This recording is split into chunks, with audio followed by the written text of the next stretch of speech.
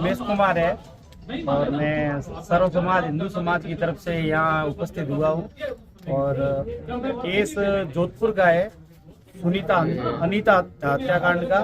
उसके अंदर गुलामुद्दीन करके एक मुसलमान है, उसने पहले अनीता से धर्मेला किया। धर्मेला करने के बाद लगभग 15-20 साल से उनका आना जाना था।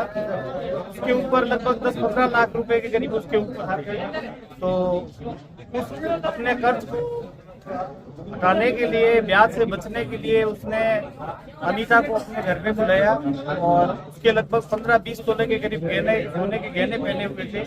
उसको शरबत पिलाया। शरबत के अंदर नींद की गोलियां डाली हुई थी।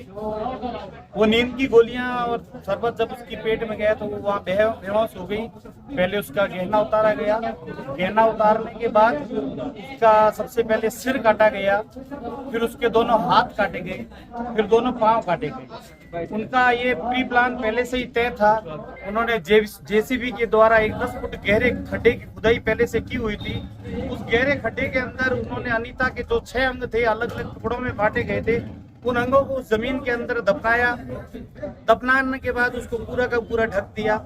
लेकिन उसमें संजोग ये था कि जो गहना उन्होंने चोरी किया था उसमें से एक अंगूठी है, उसकी बीवी के जो आबिदा नाम है उसका, गुलामुद्दीन की बीवी, उस अंगूठी उसके पहनी हुई थी।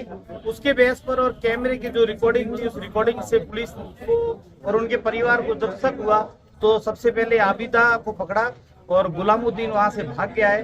तो यहाँ बाड़मेर की तरफ से, बाड़मेर की सर्व समाज जनता की तरफ से कलेक्टर साहब को ज्ञापन दिया गया है कि तुरंत प्रभाव के साथ गुलामुद्दीन या उनके साथ और भी कोई अगर इस केस के अंदर जुड़े हुए हैं उन्हें तुरंत गिरफ्तार किया जाए। और वहाँ आबिदा को पहले से ही पकड़ के रखा है।